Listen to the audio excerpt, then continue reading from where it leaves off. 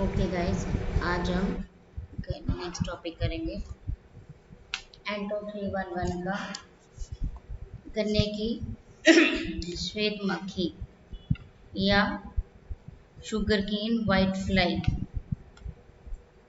अब नाम से पता है कि गन्ने की श्वेत मक्खी या शुगर केन वाइट फ्लाई, तो ये जो इसका अटैक है वो किस पर होगा? गन्ने की फसल पर, शुगर केन पर। तो इसे सफ़ेद माशी भी कहते हैं और ये हेमीप्टरा ऑर्डर से बिलोंग करते हैं। फैमिली इसकी है, और सॉरी सब ऑर्डर है होमोप्टरा और फैमिली है इसकी एलेरोडी। और अगर हम इसकी क्लासिफिकेशन की बात करें तो आपको इसका फाइलम क्लास पता ही है कि इंसेक्ट का फाइलम क्लास फर्स्ट इंसेक्ट से ही सेम आ रहा है। और अब इस जीनस की बात करें तो जीनस इसका है हमारे पास एलिरोलोबस बैरोडेनेसिस इसकी स्पीशीज। तो ये हमारे पास इसकी जीनस और स्पीशीज हो गई। और नेक्स्ट हम बात करते हैं इसके होस्ट प्लांट की। अब फर्स्ट तो आपको नाम से पता चलता है कि जब हम होस्ट प्लांट की बात करते हैं तो जिस पर इंसेक्ट अपनी लाइफ को स्पेंड करता है वो इसका होस्ट प्लांट कहलाता है। नाम ही क्या रखा गया है? Sugar cane white fly. तो इसका होस्ट प्लांट कौन सा होगा? फर्स्ट तो हमें पता है ना, इसका होस्ट प्लांट क्या हो जाएगा? शुगर केन या गन्ना।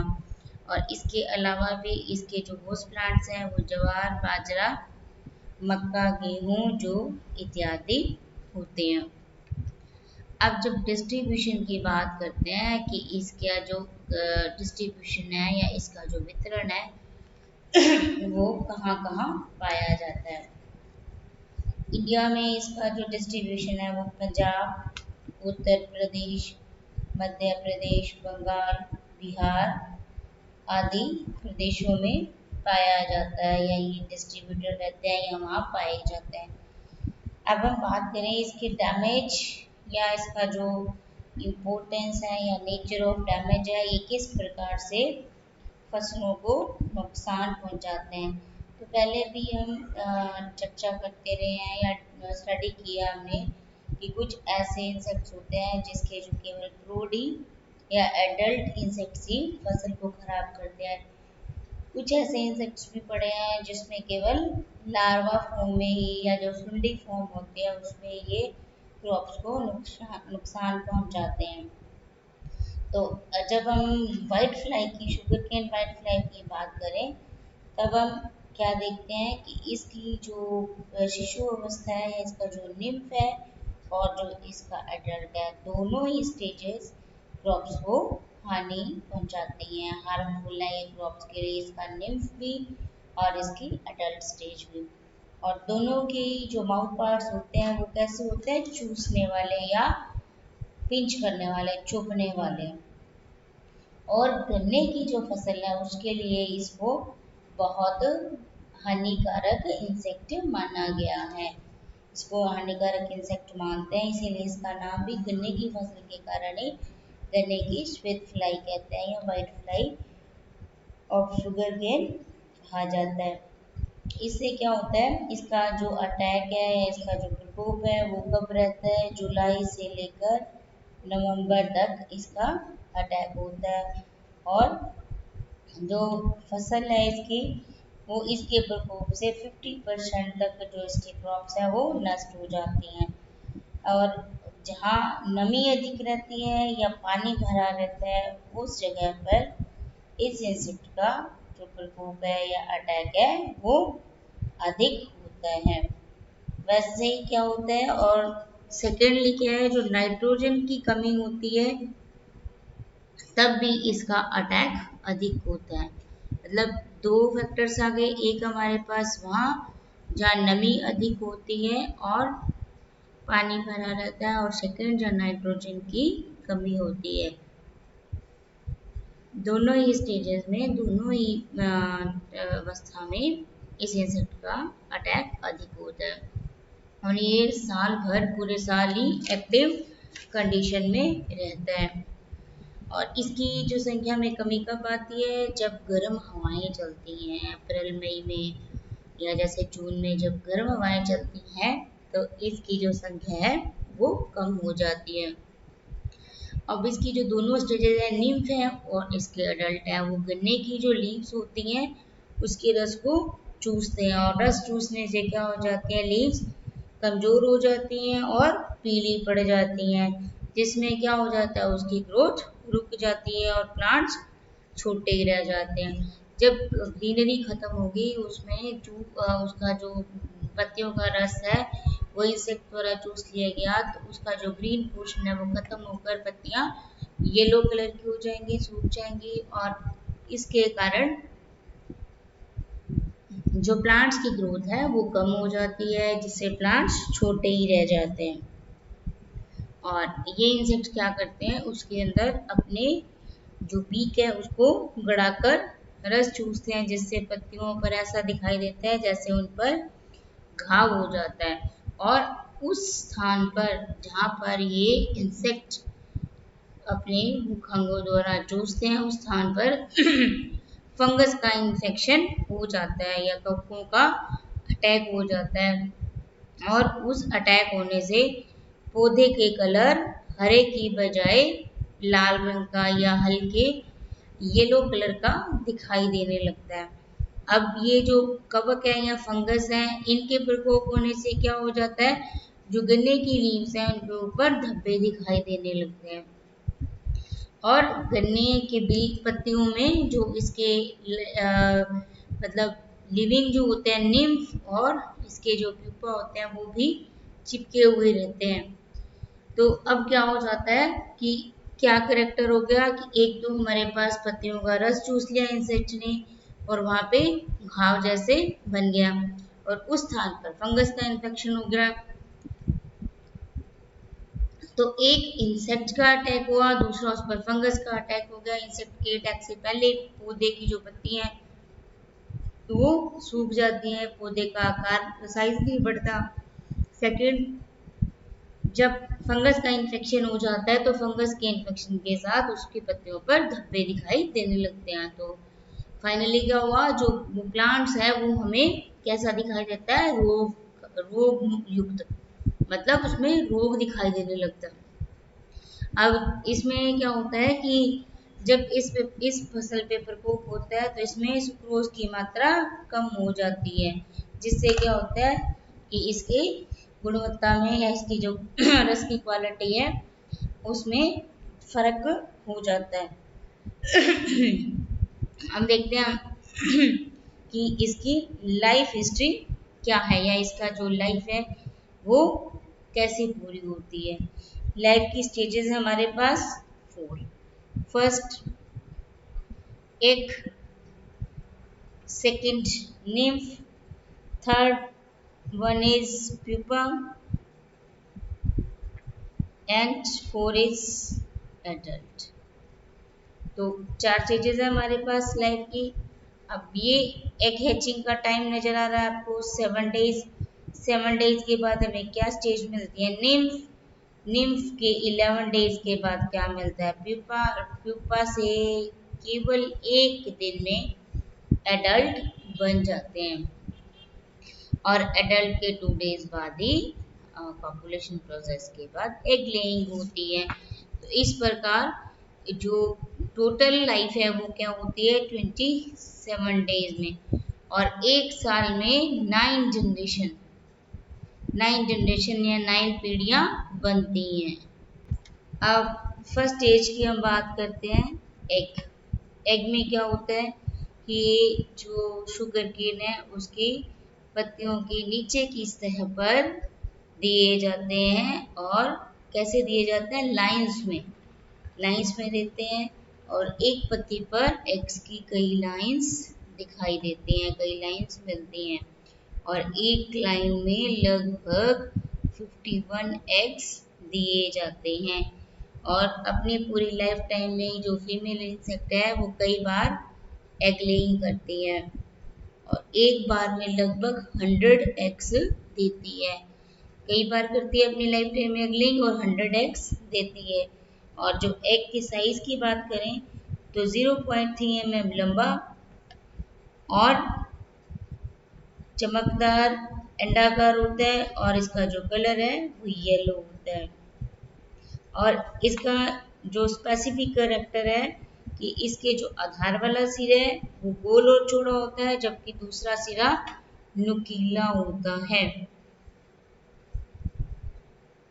और जो ये एग है इनके ऊपर एक पेडिकल या व्रंत निकला होता है, जिसकी सहायता से जो एग्स हैं वो लीव्स पर चिपके हुए रहते हैं। और गर्मी की कंडीशन में, गर्मी के मौसम में लगभग 7 दिन हैचिंग टाइम रहता है और सर्दियों में लगभग 13 to 14 डेज में एग हैचिंग कंप्लीट होती है और उसमें से निम्फ या शिशु निकलते हैं। और नेक्स्ट सेकंड जो स्टेज है वो है शिशु या निम्फ। अब निम्फ की जब बात करें तो ये अंडाकार होते हैं, चमकदार और पीले रंग के होते हैं, 0.3 mm तक लंबे होते हैं। और क्या होता है कि जब ये शिशु निकलते हैं तो ये उस पत्तियों पर, जिन पत्तियों पर एग लगी होती हैं वहीं से शिशु निकलेंगे ना एग से, तो उन लीव्स के ऊपर इधर उधर चलते रहते हैं, टहलते रहते हैं और एक उपयुक्त स्थान मिलने पर ये उस पत्ती पर चिपक जाते हैं और उसका रस चूसना शुरू कर देते हैं। और लगभग 3 दिन के बाद इसमें मोल्टिंग की क्रिया होती है या जिसे मेटामॉर्फोसिस कहते हैं। तो मोल्टिंग से जो सेकेंड इंस्टोर बनता है वो क्या होता है, चमकदार हो जाता है। पहला तो हमारे पास एक नींव बिना, अब सेकेंड इंस्टोर बना, चमकदार होता है, काले रंग का होता है। इस जो कंडीशन में सेकेंड इंस्टोर में इसकी जो लेग्स हैं वो छोटे होते हैं और एंटेनी एब्सेंट होती है और एक स्थान पर चिपक कर ये पत्तियों का रस चूसते रहते हैं। फिर इसमें अगेन निर्मोचन की क्रिया होती है और थर्ड इंस्टार बनता है जो पूर्ण रूप से डेवलप होकर 2 mm लंबा हो जाता है। और इसी प्रकार क्या होता है, दूसरा जो इंस्टार की तरह इसके भी लास्ट में एक एनस तथा रिप्रोडक्टिव ऑर्गन्स पाए जाते हैं। तो अब क्या होगा, इसकी जो निम्फ है उसकी डेवलपमेंट या उसकी वृद्धि होती रहती है। ये एनस जो पोर्शन है उससे हनी ड्यू का सीक्रेशन भी होता है। और गर्मियों की अगर कंडीशन की बात करें तो ये लगभग 11 डेज में और सर्दियों में ज़्यादा टाइम लेता है, लगभग 31 दिनों में, 31 दिनों में ये पूर्ण रूप से विकसित होकर किसमें कन्वर्ट हो जाएगा, हमारे पास तीसरी स्टेज जो हमारी है फर्स्ट, सेकंड और ये हमारे पास थर्ड स्टेज में कन्वर्ट हो जाता है। और थर्ड स्टेज के बाद हम किसकी बात करते हैं, जो हमारी ये फोर्थ स्टेज है अडल्ट की, जो निम्फ है उससे अडल्ट कैसे डेवलप होता है। नेक्स्ट थर्ड स्टेज की बात करते हैं प्यूपा या जिसे कृमि कोश भी कहते हैं। इसे और नामों से भी जाना जाता है, जैसे शंकु भी कहा जाता है। और जो पूर्ण विकसित हो जाता है निम्फ तो कुछ टाइम के बाद ये क्या हो जाता है, एक्टिव हो जाता है। निम्फ जब पूर्ण विकसित हो जाता है तो ये कुछ समय में एक्टिव होता है और फिर क्या होता है, ये व्हाइट कलर के वैक्स द्वारा ढक दिया जाता है। तो उसी क्या होता है, कृमि कोश कहते हैं ना, जो प्यूपा बनता है। तो प्यूपा क्या है, निम्फ या लार्वा जो होता है उसके बाहर एक प्रकार के आवरण का फॉर्मेशन होना। और इसी प्रकार क्या होता है, ये जो निम्फ है इसमें बाहर व्हाइट कलर के वैक्स से कवर हो जाता है। और प्यूपा का बनना ही क्या होता है, इस जो इंसेक्ट है उसका एक स्पेसिफिक करेक्टर है, क्योंकि हेमीप्टेरा ऑर्डर है उसमें इनकम्प्लीट मेटामॉर्फोसिस पाया जाता है। जबकि इसमें क्या है, अब ये चेंज हो गया ना, इसमें प्यूपा की फॉर्मेशन होती है। जो प्यूपा अंडाकार होता है और चपटा होता है और रंग और निम्फ से बड़ा होता है, ठीक है। और इसकी जो चेस्ट है, जो इसका वक्ष है, थॉरैक्स पोर्शन है, उस पर टी एक साइन बना होता है और जिस स्थान से प्यूपा फटता है, मीन्स प्यूपा के ऊपर क्या होता है, एक टी, प्यूपा के ऊपर एक टी आकार का चिन्ह बना होता है जहाँ से प्यूपा फटता है और वहाँ से फ्लूइड बाहर निकलता है। तो सारा जनरली क्या होता है, जो कोशावस्था है या प्यूपल स्टेज है वो 7 डेज की होती है, जबकि सर्दियों में बढ़ जाती है। अब देखो इम्पॉर्टेंट बात है ये कि एग हैचिंग से जब हम बात कर रहे हैं तो एग हैचिंग से क्या है, जब टेम्परेचर राइज हो रहा है तो उस प्रोसेस में कम डेज लग रहे हैं, और जब टेम्परेचर कम है तो उसी प्रोसेस में अधिक दिन लग रहे हैं। पहले से देख रहे हैं एग हैचिंग में भी यही था, निम्फ डेवलपमेंट में भी यही है, और नेक्स्ट अब प्रोड, जब हम एडल्ट की बात करते हैं तब भी हम यही देखते हैं। तो एडल्ट क्या होता है, ये लगभग 2.5 ml लंबा इंसेक्ट होता है और 1 mm मोटा होता है। और इसकी कलर की बात करें तो इसका कलर येलो रंग का होता है, येलो होता है, और इसके ऊपर क्या होता है, 2 जोड़ी छोटी छोटी झिल्लियों जैसे पंख होते हैं। अब ये एक इसका मॉर्फोलॉजिकल स्पेसिफिक कैरेक्टर हुआ कि इसकी जो पंख, बॉडी के ऊपर 2 जोड़ी छोटी छोटी सफेद झिल्लियों जैसे पंख होते हैं, और इसकी जो सिर है वो हाइपोगेनेथस होता है, और जो इसका प्रोड कीट है या इसका जो एडल्ट है वो लगभग 30 डेज की लाइफ होती है। मीन्स इनकी जो लाइफ है एक प्रोड की 30 डेज है, और 1 साल में इसकी बहुत सी पीढ़ियाँ मिलती हैं। पहले कई इंसेक्ट में हमने देखा था ना कि एक वर्ष में एक पीढ़ी भी मिलती है, किसी में 2 से 6 तक मिलती है, इसी प्रकार इसमें भी कई पीढ़ियाँ मिलती हैं। और इसका जो लाइफ है वो क्या होता है, अब फिर अगेन यहाँ पे टेम्परेचर वेरिएशन है, टेम्परेचर वेरिएशन के कारण लगभग 30 दिन का होता है, लेकिन अधिक जब टेम्परेचर है या गर्मी है तो इसकी जो लाइफ है वो 27 डेज की होती है, जबकि सर्दियाँ होने के कारण इसकी लाइफ बढ़ भी जाती है।